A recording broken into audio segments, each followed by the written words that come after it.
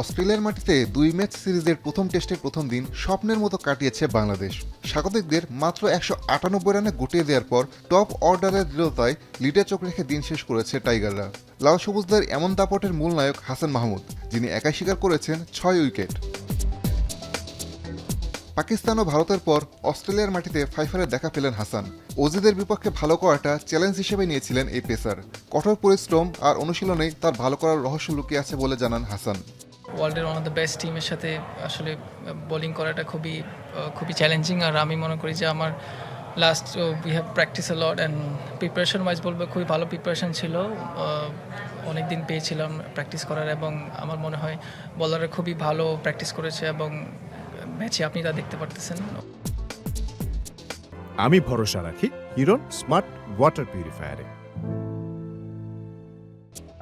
অস্ট্রেলিয়ায় আসার আগে ইংল্যান্ডে কাউন্টি খেলেছেন হাসান মাহমুদ। সেখানে পাওয়া অভিজ্ঞতা ডারউইনে কতটা কাজে দিয়েছে সেটিও জানান এই পেসার।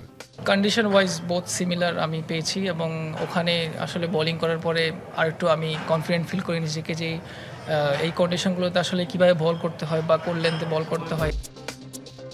হাসানের আগুনে বোলিংয়ের পর তানজিদ তামিম ও মুমিনুল হকের দায়িত্বশীল ব্যাটিংয়ে স্বস্তি নিয়ে দিন শেষ করেছে বাংলাদেশ। দ্বিতীয় দিন ব্যাটিং বিভাগের ভালো পারফরমেন্সের প্রত্যাশা টাইগার পেসারের কণ্ঠে। ভালো শেষটা ভালো হয়েছে এবং এখন ব্যাটসম্যানদের যদি বলি যে আমরা খুবই ভালো স্টার্ট করেছি।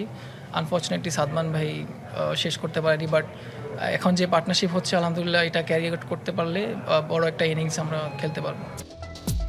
অস্ট্রেলিয়ার বিপক্ষে পাওয়া দারুণ সূচনা কাজে লাগাতে চায় বাংলাদেশ। ব্যাটার বোলারদের সমন্বিত অবদানে অজিদের মাটিতে ইতিহাস লিখতে চায় টাইগাররা। আসাদুজ্জামান লিটন, এখন।